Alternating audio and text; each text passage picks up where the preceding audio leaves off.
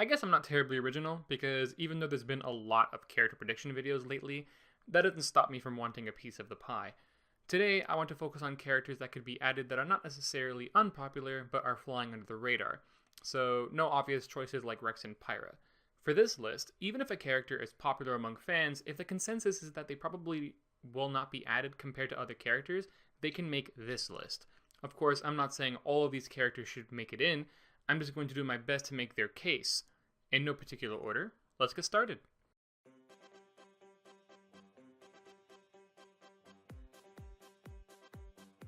Number 1. Shantae. When discussing indie games, the three most talked about are Shovel Knight, Sans, or any Undertale character, and Shantae. As an indie, however, I think Shantae still applies for this list. In my opinion, Shantae would have the greatest shot of the three indie characters listed here.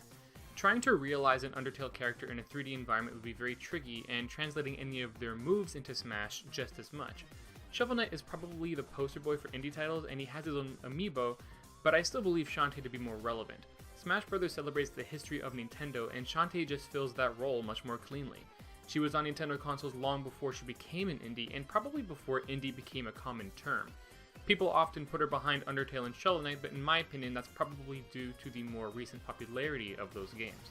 When stacked up against Shantae's relationship and legacy and history with Nintendo, I'd argue she still has the best shot if they were attempting to represent the indie community.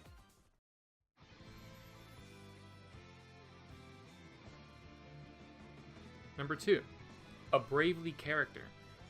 The Bravely series is a relatively successful Square Enix series on Nintendo 3DS, which is a very traditional RPG series which harkens back to days of old with one or two modern mechanics. Square has expressed their desire to support the Nintendo Switch and open up all previous, current, and future IPs to them in the future. So considering the Bravely series has only ever appeared on Nintendo handhelds, adding a character from that series would not be difficult at all. Any character appearing in the two games' four-man parties would do, but I think the most likely picks would be Tiz or Magnolia. Tiz because he is the closest thing to being the poster boy for the series, and Magnolia due to her popularity within the franchise. In my opinion, Magnolia would be the better pick because of her unique weapon. No Smash character has ever used a pole blade thus far. I've put a Bravely character on this list because compared to other Square Enix IPs, this one is often overlooked.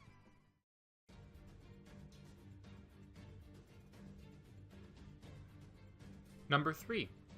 Tobe. Speaking of Square Enix, Tobe is probably the most popular character on this list, but when talking about third-party characters and even Square Enix representatives, Tobe isn't always publicly noticed in comparison to characters like Cloud, Sora, Geno, or even Travis Touchdown. However, Tobe is actually one of the most probable additions when you consider that the developers of Nier Automata was both Platinum Games and Square Enix, both of which have had a character as a representative in Smash Bros. Before. Tobe is both, so I would say that adds some credence to her inclusion. The creator of the game, Yoko Taro, is also a very eccentric man who has very little reservations regarding his limits on his characters. He also loves money. The point being that I don't believe it would be very tricky at all to get the license for Tobe, and she certainly is popular enough to be included. If she were to be included, I could see this being a post-game release character introduced through DLC, perhaps with 9S or A2 as alternate skins. P.S. Nier Automata music in Smash would be amazing.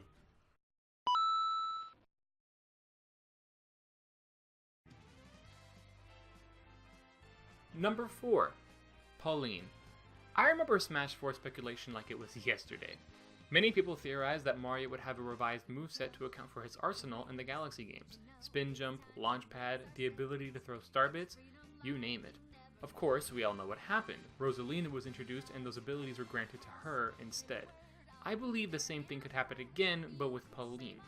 I'm doubtful that Cappy's ability in Mario Odyssey to take control over enemies will be carried into Smash, as an ability like that would be very difficult to manage and balance.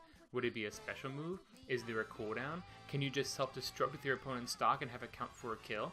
Is it too powerful? These difficulties lead me to believe that that particular ability won't be pursued in a Smash Bros. Setting, so what's left is the different Cappy maneuvers that Mario is capable of. However, to fully express the versatility of the cap throws, having a single throw mapped to only one special move might be inadequate, and I don't see a majority of Mario's moves being replaced. Thus, it would make some sense to think that Pauline would take up the mantle of being a character dedicated to a moveset featuring cap maneuvers in Smash Bros. On the Switch. I've placed Pauline as underrated, even though some people have pointed out she would make sense, because she's not the most talked about pick in the Mario series. I've seen more requests for Waluigi, Daisy, Boo, Shy Guy, and even freaking Captain Toad. So I figured I would make a small case for Pauline's inclusion here.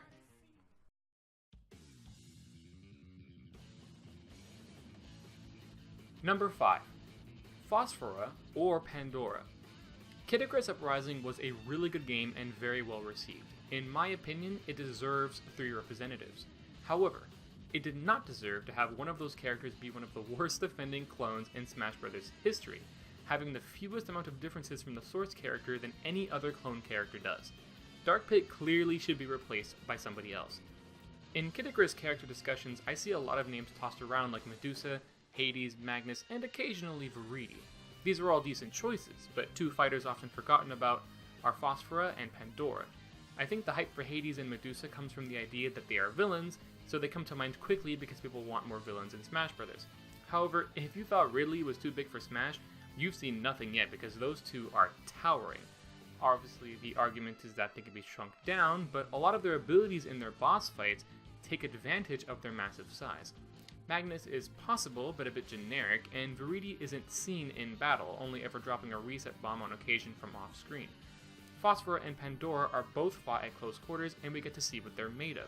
And both of them have interesting movesets, one using electricity and speed, while the other uses illusions and some bombs and traps.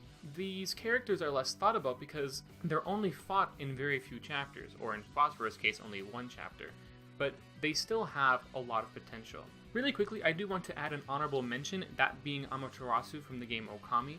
We are seeing an Okami port to the Switch, and the style of Amaterasu's appearance does fit a Smash Bros. Universe. This wasn't part of the script at first, but it was brought to my attention after I had finished writing it, and I thought that Amaterasu would actually be a really great pick, so I'm putting her here as an honorable mention.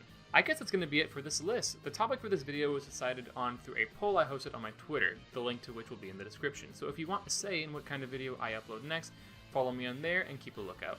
If there's a character you think is underrated but still brings the hype, be sure to let me know in the comments below. Likes are always appreciated, and as always, cheers.